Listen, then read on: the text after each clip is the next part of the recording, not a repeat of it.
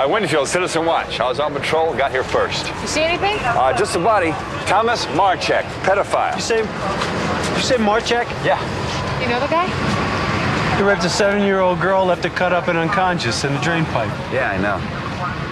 Now, how are you so tuned in? I'm just doing my job. All right. Sir, did you touch the body? I know better. I'm to check for vitals. Well, Short Eye's head was practically blown off. Look, if you want to talk to me, here's a card with my numbers, home and work. It's nice to meet you.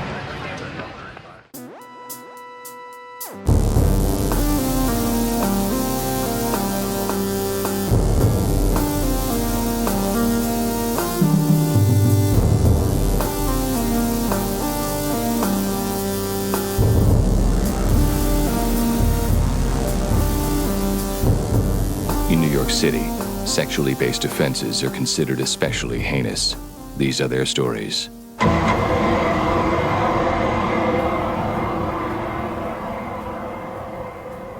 Hey guys, welcome to Munch My Benson. My name is Adam. I'm here in New York. It's been kind of a wild ride over the last few weeks, but I am back and I'm ready to start talking with my good buddy Josh about Law & Order SVU. How are things where you are, Josh? They're okay. Nice. My brother, it was just his wedding. So oh, yeah. That was fun. Congratulations, Drew. I hope it was fun. Yeah, congrats. There were multiple friends of the pod there. Multiple Bryans who are friends of the pod. Oh, nice. So, yeah, that's good. Where was it? Was it in? In La Crosse. Nice. Yep. Nice. So, I don't know. It was nice. It was a good weekend. That said, my dad and my two nephews were sick, and we were sharing a house with them. So now I'm sick. Obviously. I've got a cough drop in. A lozenge? I do. Yeah, it's a Ricola. Nice. Yeah. It's a good ones. So we're gotta spread out our banter. So I went to I went to listeners. We're recording 3 in a row, back to back to back. Probably for the first time. We haven't done this since like summer 2020, May of 2020. It was before Max was born. Was the last time we would have done 3 in a row. Yeah, that's what I thought. That was back when we weren't editing yet. Mm-hmm. We probably recorded. I would guess we recorded maybe 13, 14, and 15 together. Yeah. Many of our episodes were like 45 minutes long in those days. So things have changed. Mm-hmm. Yeah, that could be one episode now. Yeah. I took Max to go see his other grandmother this time in Houston. So we were down there.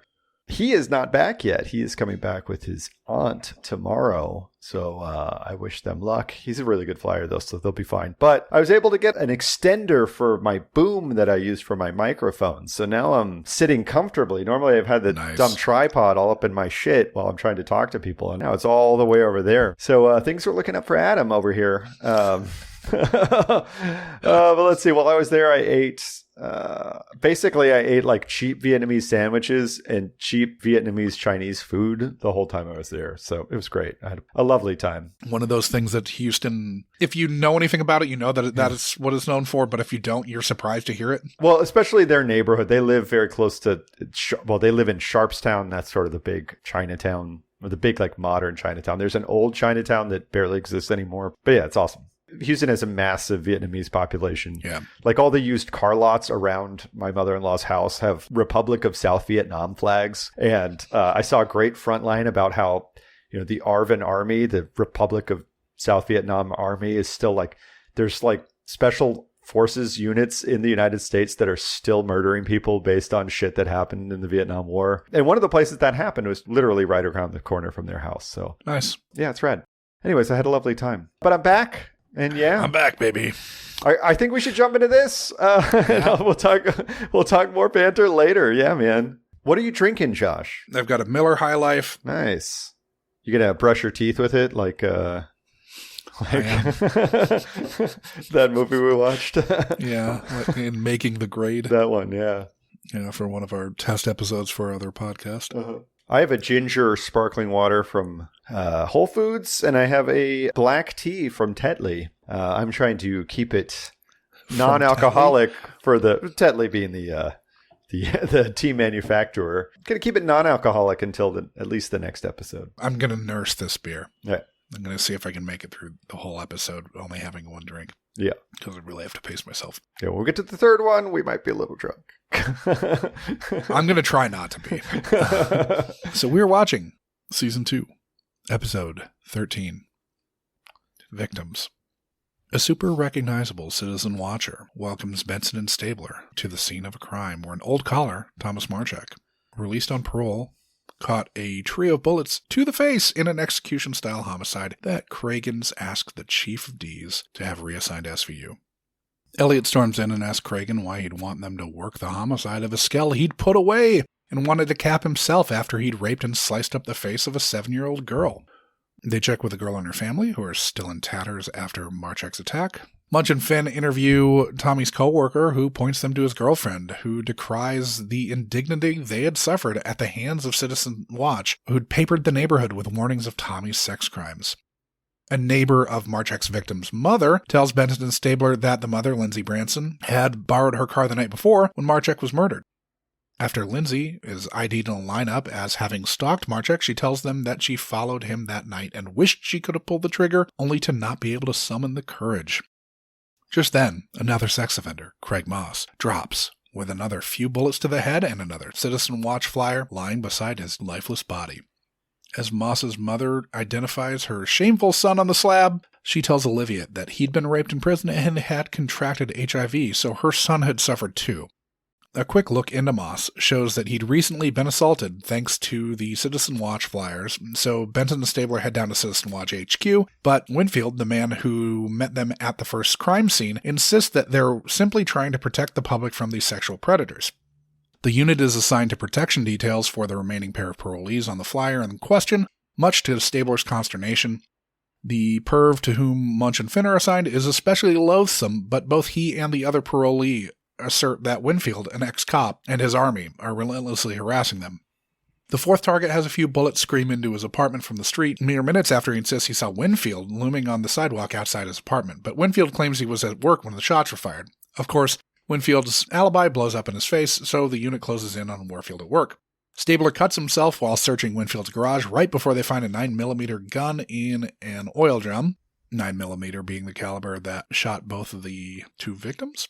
Elliot asks Cragen for a shot at Winfield because he thinks he understands why an ex-cop might want to snuff out some rapers. In interrogation, Stabler tells Winfield of the one who got away. Only after 2 years of the case having gone cold, Elliot randomly saw him while the two were pumping gas. The only thing that stopped Elliot from plugging that perv was a kid in the car, but unlike Elliot, Winfield got to shoot his man. These recent bodies, though, they're not his. He saw a woman fleeing the scene. Looking back into the women involved in these cases, Marchek's girlfriend Gloria turns out to be his recent ex-girlfriend, and when they find her, she's attempted suicide and is HIV positive. They got there just in time to save Gloria, who tells them she killed Marchek because he HIV'd her, and after having no idea who Craig Moss was, she says she killed him too. Of course, Gloria's friend, Louise Durning, worked at the free clinic where Marchek and Moss were both being treated for HIV and quickly confesses to killing him in retribution and adding Moss to the list because she'd been raped 9 years ago and is carrying the albatross of full-blown AIDS around her dying neck. Liv asks if Elliot needs to grab a drink. Cragen asks if the doc had anything to say about whether or not Elliot had been exposed to HIV. And we get a, man, if you thought Elliot's bringing the job home with him was a problem before, Dick Wolf. Yeah. Wait till he has this conversation with Kathy. Indeed. I guess we can jump right into guest stars. Yeah, let's jump into guest stars, Josh. So, we've already talked about Mike Watford, who's playing Paul Cormack, Eric Roberts' business partner. We talked about him in Munch My Benson episode 78. She has ears that lend themselves to elfing, where we're talking about season 13, episode 22, Strange Beauty. This is the fourth different role we've seen him play. I was really pretty wild in 133 when episodes. I saw Mike Watford, and then he had exactly one line, I believe, in this. Yeah, he's barely in it. It's just, I tried to stop him or whatever. Yeah. Then we've got Jose Ramon Rosario, who's playing Mario Tomasi. That was the co-worker of Walchek. Mm-hmm. We saw him back in Munch My Benson episode 115, or talked about him in 115. Give someone diabetes by making them beer bong apple juice for 15 takes, where we're discussing season 12, episode 10, Rescue. Yeah. This is the third character we've seen him as. Then you've got Lou Carbonneau, who we've already discussed. He's playing CSU Tech Harry Martin. Yeah, last time we talked about him was Much My Benson, episode 66, 2 pages about golden showers, where we're talking about season 4, episode 5, Disappearing Acts. And the last one we've covered already is Susan Pellegrino, who's playing Dr. Weddington here. We discussed her back in Munch My Benson episode 106. She's summoning the monolith, where we saw her wearing a lot less in season 15, episode 1, Surrender Benson, as she is Lauren Ambrose's mom, who William Lewis tied up and raped and tortured. And they find her very traumatized, tied up in a closet, I believe. So that happened. What a fucking dark episode. First up, Eric Roberts. Yeah, dude. Playing Winfield. I believe he's uncredited. So that's what IMDb said. There's no way that he wasn't credited. Yeah, I have a hard time believing that. But he was born in Biloxi, Mississippi, to former actors and playwrights Betty Lou Berdemus and Walter Grady Roberts. His parents co-founded the Atlanta Actors and Writers Workshop and ran a children's acting school in Decatur, Georgia. His parents filed for divorce when he was 15, and he stayed with his father, getting estranged from his sisters Lisa and Julia Roberts. He got a start on Another World and quickly ascended to starring roles, netting his first Golden Globe nomination for King of the Gypsies. A year after his first credit, he got another Golden Globe nomination 5 years later for Star 80, and 2 years after that was nominated for both the Best Supporting Actor Oscar and Golden Globe for Runaway Train. Per his Wikipedia page and IMDb, he has made appearances in over 600 productions, and it's actually almost 700 now. It's fucking ludicrous. His Wikipedia page claims that he is the third most prolific screen actor of all time, and when you look at his credits, it might be true. His page takes so long to load. It's insane. Yeah.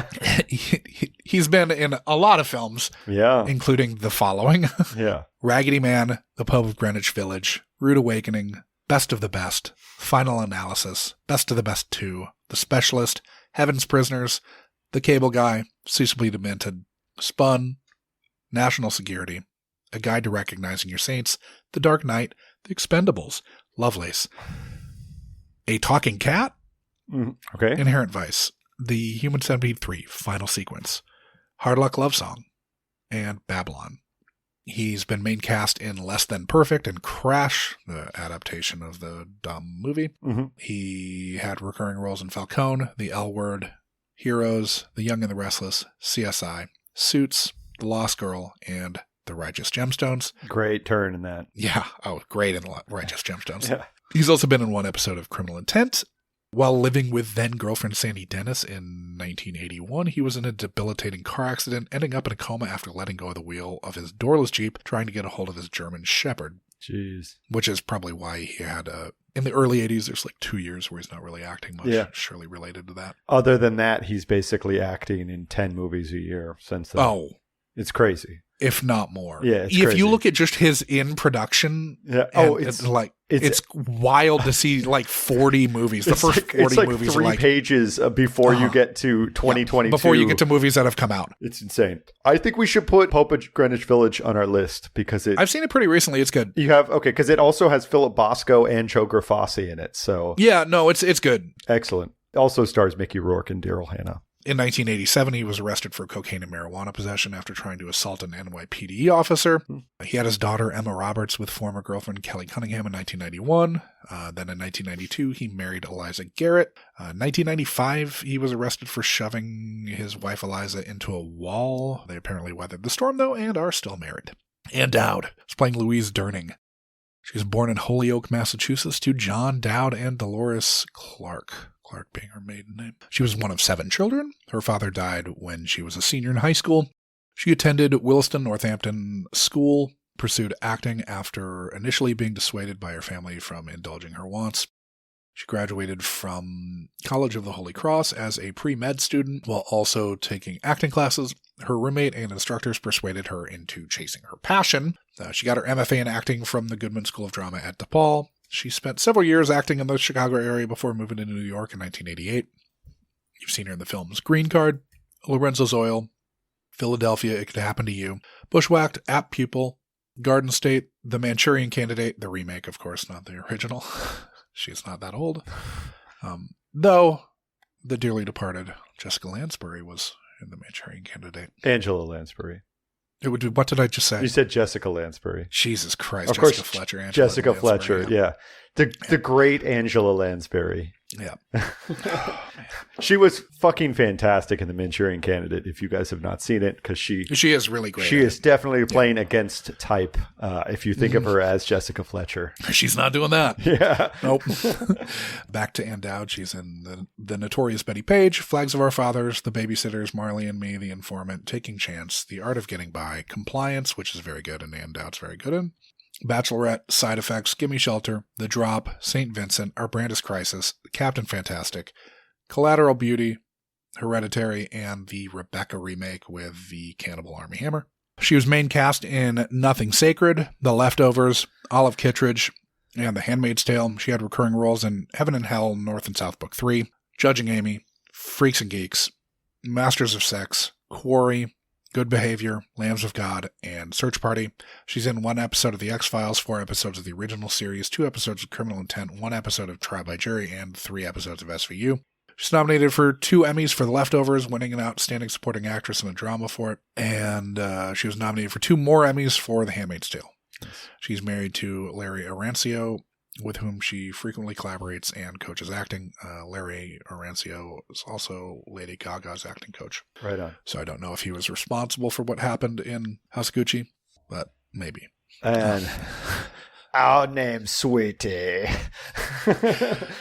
Then we've got Rosemary DeWitt, who's playing Gloria Palmera. She was born in Flushing, Queens. She's granddaughter of former world heavyweight champion James J. Braddock, and played the role of Braddock's neighbor in Cinderella Man, which was based on his life. She lived in Hanover Township, New Jersey, graduating from Whippany Park High School. She got her BA in Creative Studies from the New College at Hofstra. She also trained at the Actors Center in New York City. She's been in the films Rachel Getting Married, The Company Men, Your Sister's Sister, Margaret, The Odd Life of Timothy Green, The Watch, Promised Land, Men, Women, and Children, Kill the Messenger, The Poltergeist Remake, Digging for Fire, La La Land, Sweet Virginia, Arizona, and The Professor.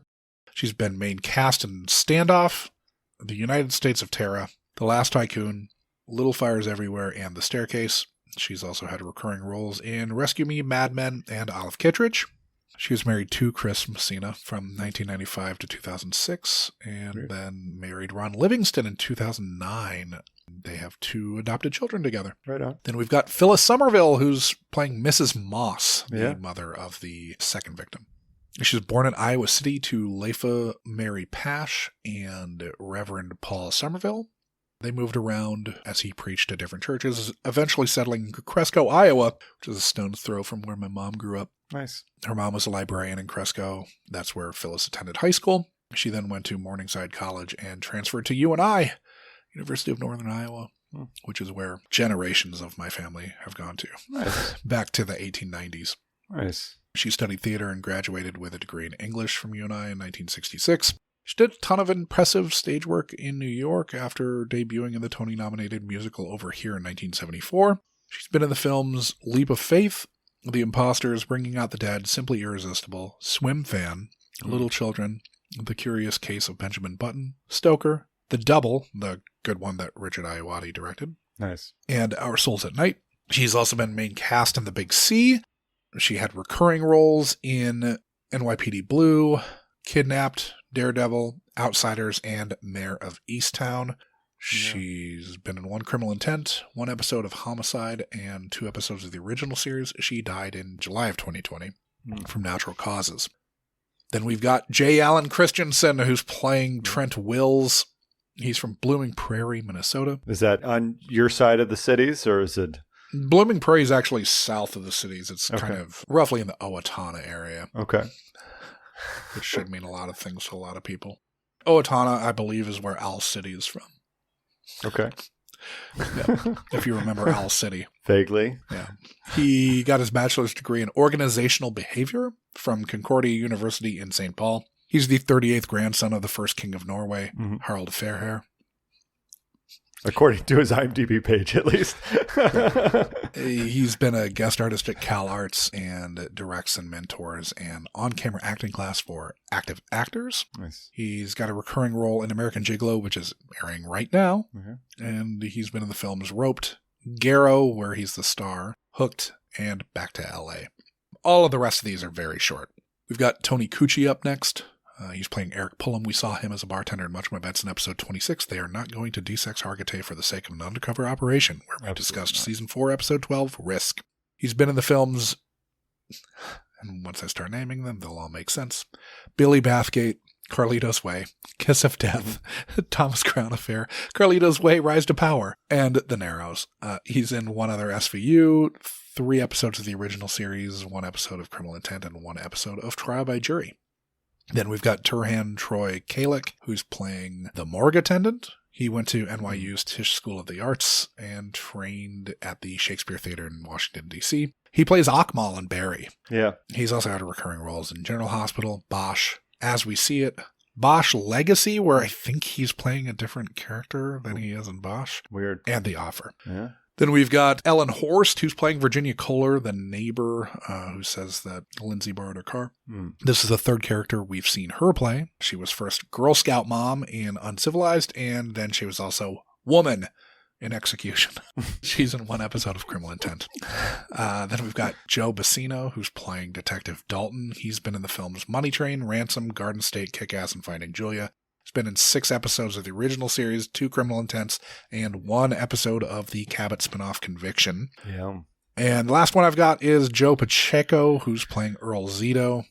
He played Bart Daly in 13 episodes of The Morning Show. That's probably like a cameraman or a producer or something. He's also in 3 episodes of the original series. Nice. That's it. This one was strangely not that loaded with... I mean, it had the big 3, and then it's like, oh, there's... But when you see Ann Dowd and Rosemary DeWitt, you're like, I don't believe that there's minor characters as we are meant to think they are at the beginning. But although this is one of Rosemary DeWitt's first credits. So that one, Ann Dowd, you're like, Dowd had been in I a know bunch of she shit wasn't by then. big then, but there's no way she's not bigger in this episode. Exactly. But at least we have enough recognizable people that you're not sure who did it right away, because you see 3 people who could have in the first 5 minutes of the episode. 3 people you're like, I recognize that person. Yeah. One of whom is fucking Eric Roberts. Yeah, exactly. It's ridiculous how many things he's been in. It's just insane. He's closing in on 700 credits. He's almost there. He was at like 690 or something if I opened up his IMDb page right now. Yeah, it's going to crash the Zoom call. Exactly. Yeah, that's probably why my shit was taking so long to load, because I had his page open. Jesus Christ.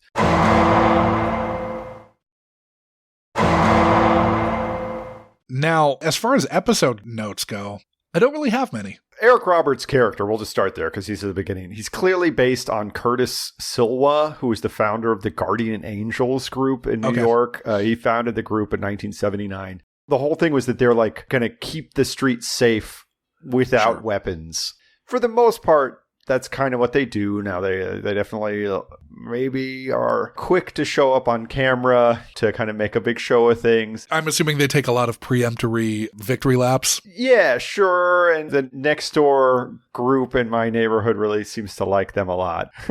Next door is not... If anyone's not on next door, stay off. You don't want to know that, oh, wow, there are that many racists lurking you begin just to think around like, the corner. wow, everybody in my neighborhood is racist. And then you actually start to count how many people live around here. And you're like, oh, thank God. There's only like 10 of them. And they just are constantly talking to each other on next door. It's the people that, if this were the 50s, they would be white flighting. Yeah, exactly. So Curtis, he ran for mayor the last election in, what was that, 2021? He didn't win? No, he was the Republican candidate. He got crushed by Eric Adams, who was what would you call him? The other right-wing candidate, but for the Democratic Party. But, I mean, it's not that germane to this story, but it's definitely based on that. So Sure. They were not armed ever, the Guardian Angels. Their big thing was... And neither Citizens Watcher. Well, but Eric Roberts is packing heat. Well, yeah, I think we're meant to believe, jumping way ahead, Yeah. I think we're meant to believe that he is actually like sincere in saying that he was trying to scare Campbell to like prevent him from getting killed. Yeah, I think you're right. Now, at that point, we don't know, but I think it is sincere. But their big thing, they wear red berets. They also all get training in karate, apparently. Sure. Why wouldn't they? So right away, Roberts drops a Short Eyes reference. Which we've talked about before. Short Eyes is prison slang for pedophiles. Bruce Davison played the Short Eyes character in the movie Short Eyes. Oh, I believe really? That's where it's coming Nice. from. And that was, if I'm not mistaken, that was Luis Guzman's first credit. Oh. And was a credit of his 6 years before his next credit. Interesting. I love how quickly Stabler and Benson are like, this case is not an SVU case. So they pretty much answer that question for us like immediately. Yeah. Even they don't want this. No. And wow, Stabler really doesn't want this because the entire episode is just Stabler butting heads with Kragen, who's like, I'm your boss, do your fucking job. At first, you're kind of on Stabler's side. You're like, yeah, this isn't an SVU case. Why are you doing this, Kragen? And but at the end of it, it's just like, shut the fuck up, Elliot. I'm sick of hearing this. Yeah. I don't love these angry Stabler who doesn't want to do his job episodes. Not necessarily my favorite thing. Yeah. So Marchek's out. He's out after serving just 5 years. Yeah. Which doesn't seem like that much considering he raped and sliced up a 7-year-old girl's face and then left her for dead in a drain pipe. You know, it all depends on what he got charged with and how his time in prison went. But you'd think they could have charged him with like attempted murder and like a sexual assault of a child and things like that would kind of... Seems like 5 years is light for what seems like a pretty heinous crime. Yeah. I think at a minimum, you're looking at about like a third of the time that you're sentenced for. So that would be maybe a 15-year bid. And with your kind of like multipliers for good behavior. And even that seems a little light considering how heinous that crime was. Right. I think you're right. First, we go meet Corinne, the girl with the sliced up face. Well, there's also the chief of D's reassigned the case. Kragen like basically acquiesced and requested it, but the chief of D's told him that he had to do it. And Kragen can't. Because what Kragen's trying to tell Stabler is that he has to pick his battles. And in this case, he can't really say no. If the chief of D's is telling him that he wants their unit to take this, he kind of has to. He has to have a better reason than Elliot doesn't like. Oh, my detective's going to be butthurt about this. Exactly.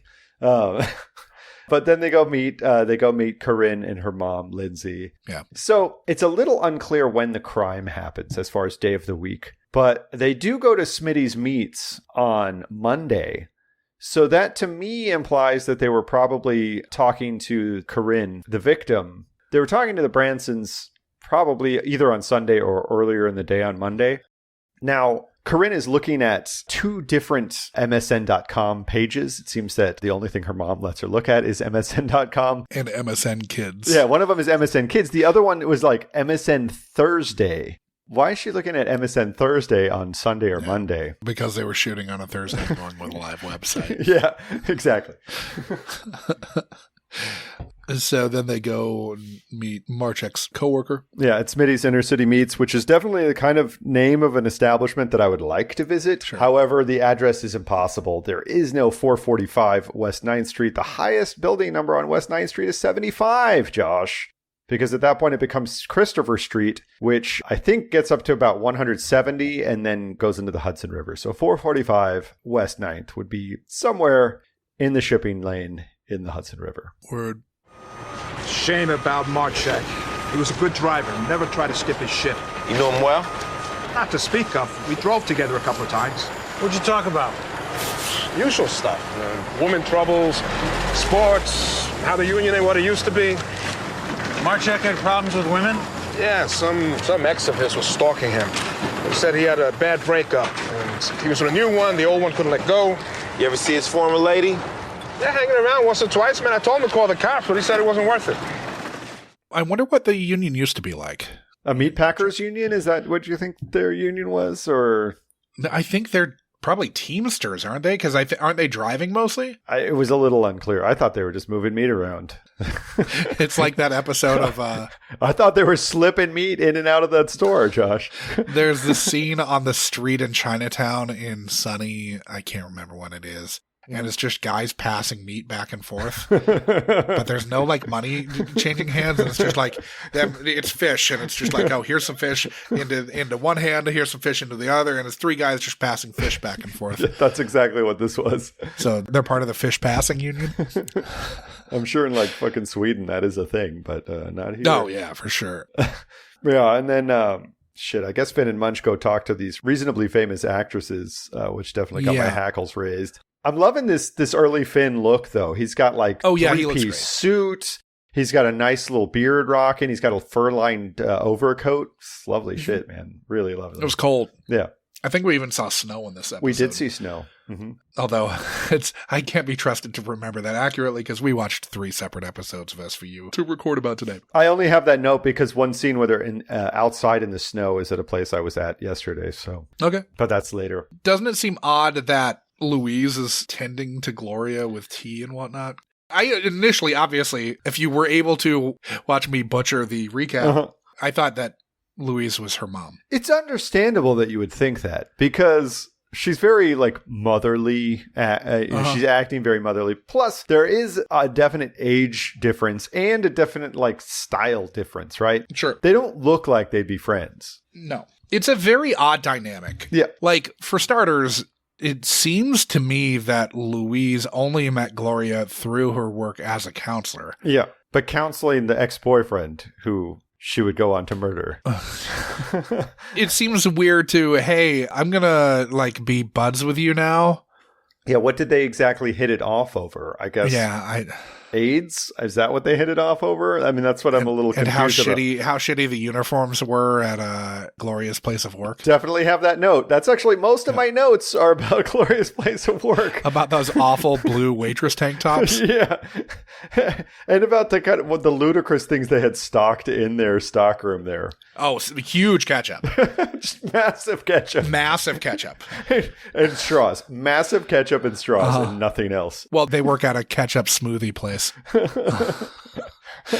Okay, so when they go to see Josh, the father of Corinne, the 7-year-old girl who was a victim, why would Lindsay blame him? It's all a little, like, we don't really know much about Lindsay's psyche, but I feel for the actress because if she went through hair and makeup, they really did a number on her haircut. I don't know if you saw in her interrogation. Yeah.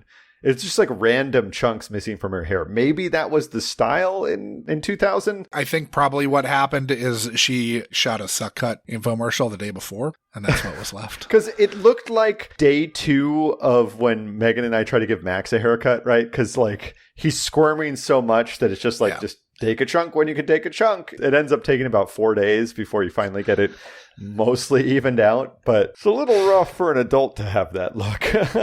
Yeah.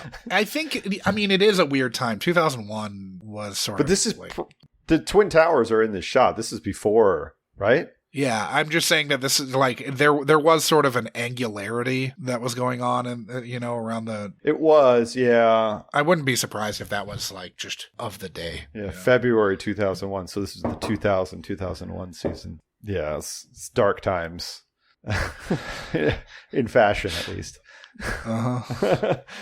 Ask those waitresses. Stabler really doesn't want to bring in Lindsay. No. And then, she says that she wanted to kill Marchek, but couldn't. I thought that the scene where Mrs. Moss comes in, because, basically they're questioning Lindsay and then Cragen pulls them out and they're like, oh, we don't need to charge anything because another one dropped in the same way while you were questioning Lindsay. Yeah, very convenient. Yeah. But I thought when Mrs. Moss comes in, sort of wondering how she could have done things differently to not end up with a rapist son, I thought that was all interesting. I think she could have been in a moving indie feature about addiction in the rural South, Josh. Sure. Also, when you mentioned that she was born in Iowa City, Iowa, she looks exactly like somebody who would be born in Iowa City, Iowa. To me. Yep. But I thought that scene was actually pretty effective. No, I thought that scene was one of the strongest scenes in the episode. In some ways, it's like a non sequitur, right? It's a scene that doesn't necessarily lead us anywhere. It's not helping the investigation in anywhere. It's just giving a good actress time to kind of give us this depth to the issue that's taking place in this. Right? Sure, yeah, and to sort of like add a human face to the to victims who, if we're Stabler, we're not supposed to care about. Well, the thing is, and this is foreshadowing the other episode episodes that we don't get a chance to talk about until following weeks. But all 3 episodes we had to watch for this were ones where we're supposed to be somewhat sympathetic towards the perpetrators or question who's a victim I guess we're and who's foreshadowing a bit here, but whatever. Yeah. Anyways, it was just interesting. But that's definitely what this scene was about. Yeah. Even though like that guy might be a monster, but he still has like a mother who's ostensibly not. And it doesn't always work out that everybody in their life is terrible or is like abandon them. I love Eric Roberts' look in the next scene. Very Seinfeldian.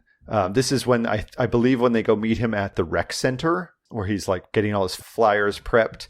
He's wearing a long sleeve white t-shirt under an oversized green flannel, which is kind of like got a science teacher roll, up the sleeves to reveal the white t-shirt underneath. And then it's very oversized. So it's very poofy when he tucks it beltlessly into his tight straight leg jeans. Oh yeah. Very, very year 2000. But that was fun.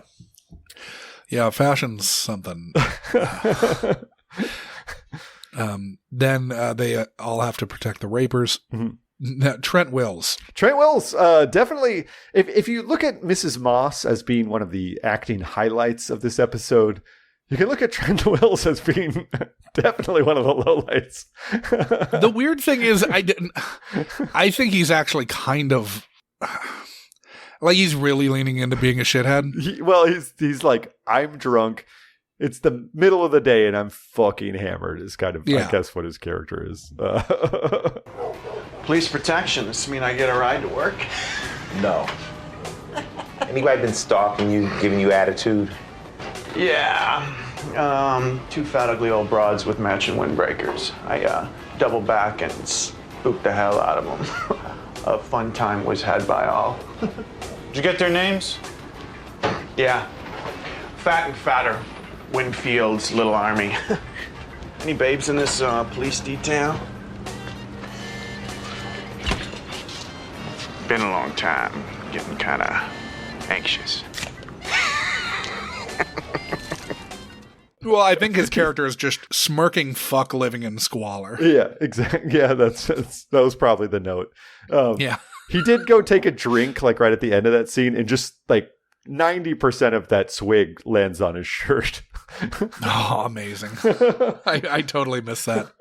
We find out that Winfield's an ex-Albany cop who left after shooting a raper. Yeah. Then James Campbell's window is shot up. Yeah. Again, I guess we're meant to believe that that's Winfield. Yeah. But it's never super clear. It's never 100% clear. The first time they talked to James Campbell, it's where I went on a long walk yesterday with Bandit and Megan. It's at the Soldiers and Sailors Monument, which is along Riverside Drive. I got to say, Josh, it never ceases to amaze me to be in a town with Civil War monuments that I can actually get behind.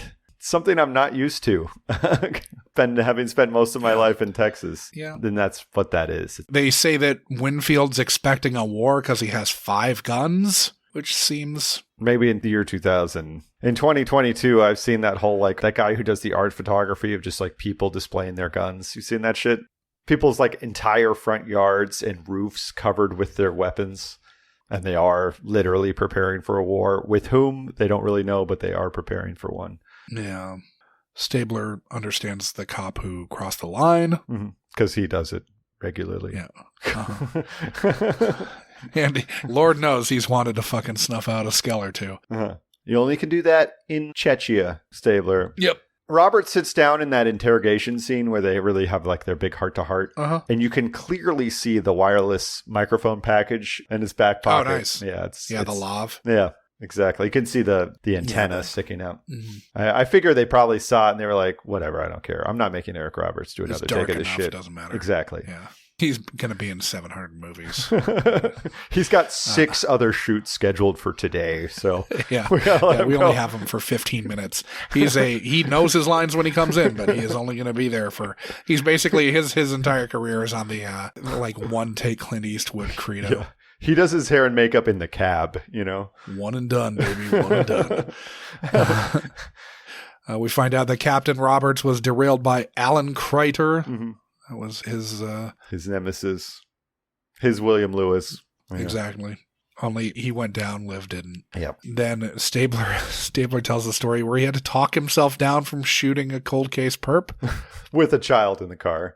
Well, I think we're meant to believe, the second time I watched it, it kind of coalesced, and I think we're meant to believe that she was another victim. Okay. Because Robert says she'd already seen enough. Yeah. So I think it was another Vic. In which case, then, did Stabler's cold case have other bodies that he dropped in the interim that they never found out about? I don't know. Yeah, I don't know. Then we find out Winfield was holding out on him and saw a woman running from the scene. In a blue sequined top, much like the disturbingly...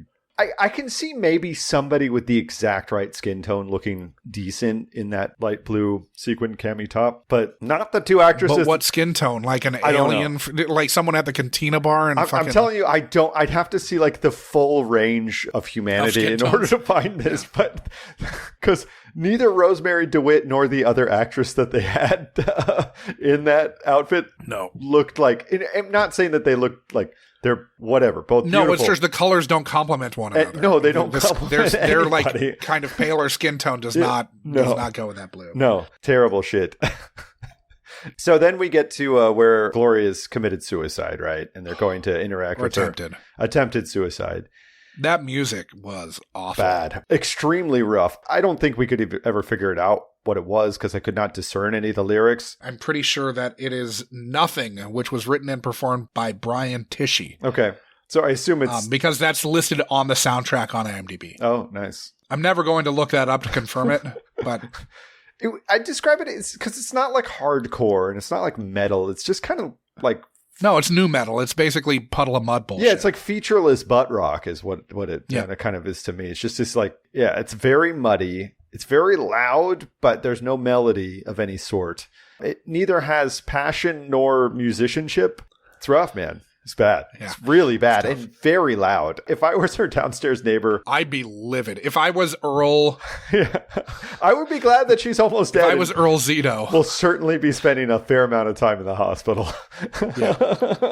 Which do you think is worse? Gloria's taste in men or Gloria's taste in music? Maybe they go hand in hand. I don't want to cast aspersions, but... Rough stuff. Then, Elliot had cut his hand and he cut his hand and I fast forwarded and rewound at least a dozen times trying to figure out what it was. What it was. Yeah. It was something in a bin at the machine shop, but could not see what it was. You could hear the sound of glass breaking. That was almost certainly ADR, but you could not see any object. Because he already had the blood on his hand when he went down there. Yeah, exactly. But yeah, he was potentially exposed to HIV because of this, because, he goes to help Gloria, and Gloria is HIV positive. Yeah, I mean, how many AIDS scare episodes? If we're taking like good notes on these, as we should have been, we'd have the stats like, oh, this is the 4th AIDS scare episode that we've had for a major character. I know Benson's had at least one. So Benson had her ex-boyfriend. Yeah. In the episode was Lowdown. That's right. That was Lowdown. Yeah. The ex-boyfriend who was on the down low. Yeah. That was Lowdown. So there was that one. Is that the only AIDS scare that we know of? That's the one I was thinking of. That's the one where Warner I think that's the only slips her the results like under the table. Yeah. Second AIDS scare episode. Yeah. Doesn't it take up to 6 months? It's a good question. To test positive? Because they were making it sound like a month. I'm actually not going to question Neil Baer on this because Neil Baer, he was a showrunner in an ER before this. Yeah. They probably had. And he was an actual doctor. Oh, really? Yeah. Oh, nice. Yeah, he was an actual, he was an actual doctor. I looked into him recently and then I was like, oh, weird, there's all this stuff, but I'll get into that. I want to wait until we hit one that he wrote and talk a little more in depth about him. Excellent. But much more interesting than I thought on first pass. I did not know that. Even though I've been in a room with him. Really? Yeah, so Marchek had lied about being celibate, and then Louise was convinced that Moss was going to give someone else HIV, per her assessment, and my last note is Elliot can't get drinks because he might have HIV. See, mine vote was AIDS made her do it, which kind of redeems the episode a bit in my eyes, Usually we don't see We don't see AIDS as the cause of your murderous kill spree, but yeah. Yeah, I mean, it's one that I'm not going to get behind vigilantism in general. Uh-huh. There's some justice being meted out in a weird way here. Well, and I think that's the whole point is that this episode is full of vigilantes. You have Eric Roberts' organization. You have Louise. Batman's happening behind the scenes. Yeah, Stabler is basically a vigilante with the way he performs his police duties most of the time. So this whole episode is basically what if the whole world were Stablers? Exactly. But I think, guys, it's time for us to rank this episode, don't you, Josh? I do think so, yes. So, this is the 133rd episode of Law & Order SVU that I take that back. It's only 133rd, because that one mega 2-part episode we condensed. We did 2 episodes on the Brotherhood of the Big Bald Bosses. Anyways, in each and every one of those episodes, we rank them. We rank on our own nearly patented 4 criteria scale. We rank on the overall quality, the guests therein, how problematic the episode was, and the depth and breadth of lives ruined. So overall quality, it's kind of a dud, right? Yeah. It kind of goes through like boring phases. I mean, there's like good scenes, but I don't know overall if it works that well. No, it's mostly a dud. I fell asleep the first time I watched it, and that's never a great sign. Of course, I was very tired. I didn't because I was writing the recap. Yeah. I would have otherwise because I fell asleep watching Guilt like maybe 10 minutes in. Exactly. Sorry. Whatever the next episode we're recording is. Yeah. Allegedly. Anyways, I don't know. 3 or 4? 3? I think it's a 3. Yeah, we gave the Whoopi Goldberg episode a 3. This kind of is... It's a wildly different era, but same kind of result. Now, the guests... You've got 3 people that you might recognize. At this point in their careers, probably you would recognize 2 of them. Eric Roberts is extremely recognizable. Yeah. But the guests I thought Roberts was pretty good. He's pretty good. And Dowd's pretty good. She's good. Rarely not pretty good. But she's barely in it. She has 2 scenes that happen at the same time. Phyllis Somerville had that good scene. Yeah, Phyllis Somerville had a very good scene. We're apparently split on J. Allen Christensen. I thought it was Trent Wills. I thought it was at least like funny, and it was just like shockingly different. You know, the other guy was like James Campbell was definitely being played as I'm not even really a rapist because I didn't know that she was underage. Yeah, it's a statch charge, and he thought she was 19. Exactly, when he was 18 or something allegedly. So you have Trent Willis as the only bad guy, quote unquote, that we meet. And it's fun. It's fun, at least. I don't know. Give me a number, Josh. To me, it's a 5. 5? Yeah. Okay, great. Because it does have some good spots, but it's all in all, it's just like, it's kind of eh.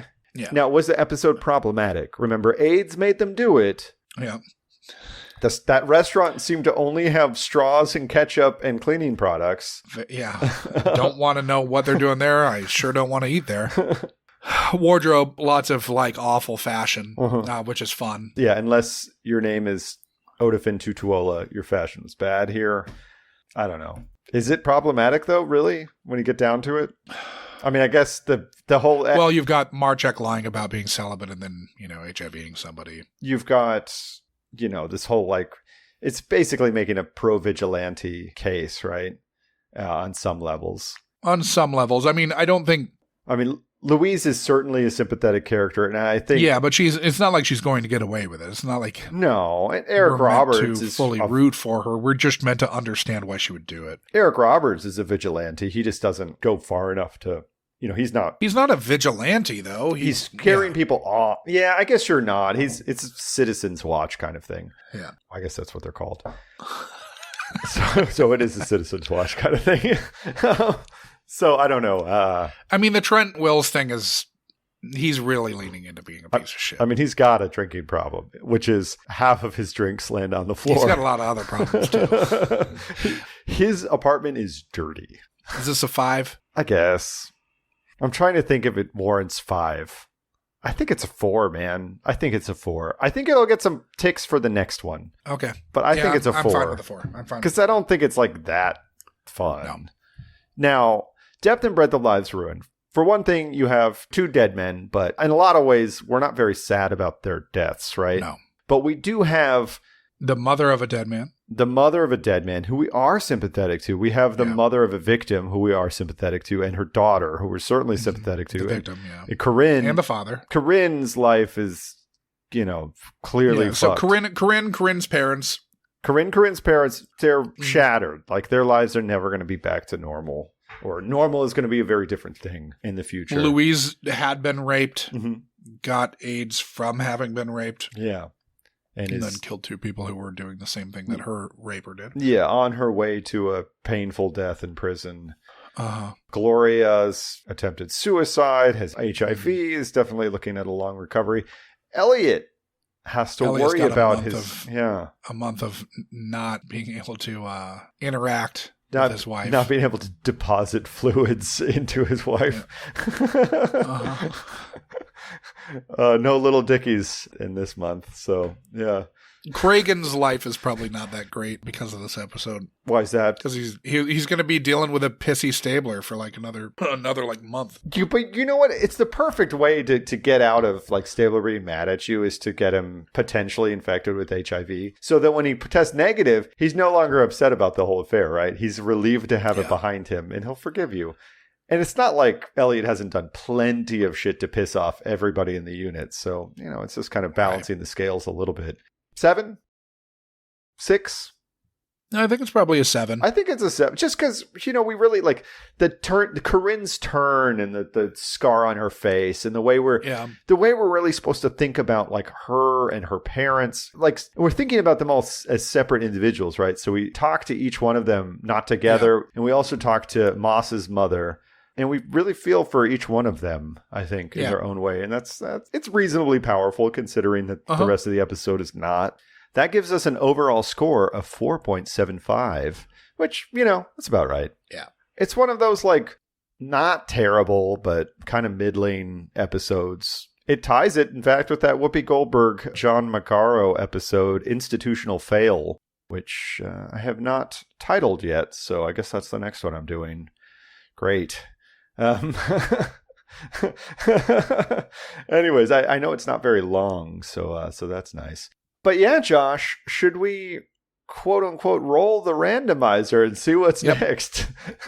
So we're heading over to episode.lol, which was built for the podcast by a friend of the pod, Flat. Quick aside, I used episode.lol last night to watch an episode of The X-Files. What one did you watch? It gave me an extremely dogshit episode that I could not finish. It gave me The Field Where I Died, which, if you remember, is the one where they're busting up a cult. And one of the women who's a cult member has multiple personalities. One of them is like a wise guy from the 20s, and another one is like the wife of a Civil War soldier. Sounds weird. It's leaning into her acting quite a bit, and it's not good. Doesn't really work. So instead, I stopped at midway and watched Jose Chung's From Outer Space, which is a great one. Good pull of the ripcord there. Yeah. So continuing on, you can use episode.lol for literally every show that's available. It's great. Indeed. So the tape is spinning. Bill and Ted, not pleased. They hate this part. They do hate this part. Oh, I hate that part. And we've landed. Season 3, episode 18. Guilt. 88 Cabot faces a reluctant witness in a case of child molestation. She goes far beyond the line of duty to find evidence against the serial abuser. Yep. We've obviously seen this. We have. And she does. She does. But that's stuff that we'll talk about next time. Exactly. This one doesn't really have super recognizable people except for Lee Pace. It's not like this past episode, which had a bunch of people that you know. Yeah, I mean, Judith Light's in it. Mm-hmm. And it's the first appearance of Donnelly. So yeah, exactly. But yeah, not a lot of recognizable people other than Lee Pace. Mm-hmm. He has a scene. It's Lee Pace's first credit also. He's a big scene, as I recall. He does have a big scene. So, as always, we have a Patreon. Yeah. Subscribe. It's cheap. There's an ad-free tier. Yeah. That by the time this drops, we'll have everything uploaded ad-free. Yeah. It's also the first 10 episodes. We have now moved behind, or we've pulled them from the general public because the sound's not awesome, but if you're a completist, they're there. And they're in the ad-free tier, correct, Josh? Yeah, they're in the ad-free tier. Yes. The ad-free tier is $3. The main tier is $5. $5 gets you access to the movie club, gets you access to the audio and video of the uncut episodes, which is often markedly longer. Yeah. For some episodes, we really talk about a lot of stuff. Yeah, some episodes we'll cut 50 minutes out of. Yeah. This one we might cut 15 out of. Maybe, yeah. So patreon.com/MunchMyBenson. Mm-hmm. We're on the socials, Twitter, Facebook, and Instagram as @MunchMyBenson. We have a Gmail account. You can reach us at munchmybenson@gmail.com. Yeah. We have a subreddit. We do. MunchMyBenson.com has all of this information on it. Also, you can access our merch from there. Yeah. I think that's everything, Josh. Yeah. Should be everything. Yeah. But guys, please, please, please, don't go out munching people behind their backs or breaking their windows or giving them HIV. Please use consent.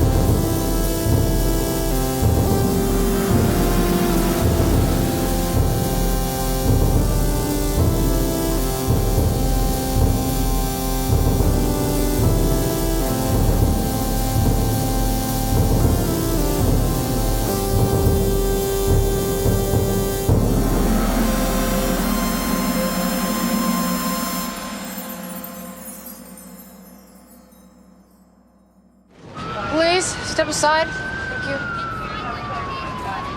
Hey. Hey. Olivia, I'd like you to meet recent parolee and rapist. Craig Moss, 3 shots to the head. Craig can find out that I called I got you. it off the scanner. What's the deal here? Check out this flyer. That's him, second guy. Same MO, 9mm hollow point slugs. Guess that lets Lindsay off the hook. Puts us on the trail of a serial killer.